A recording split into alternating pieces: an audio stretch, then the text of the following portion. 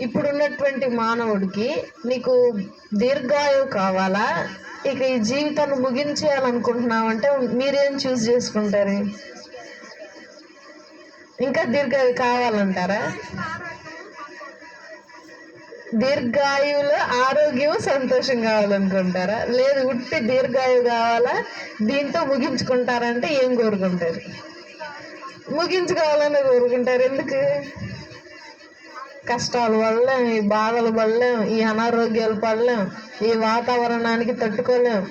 కాబట్టి దాని బదులు ముగించేసుకోవటమే బెటర్. కానీ ఇక్కడ బైబిల్ కొన్ని విషయాలు మనకు తెలియజేస్తుంది. క్రైస్తవులకి దీర్ఘాయువును ఇచ్చాడు దేవుడు. ఆ దీర్ఘాయువు కాస్త తగ్గుతూ వచ్చింది.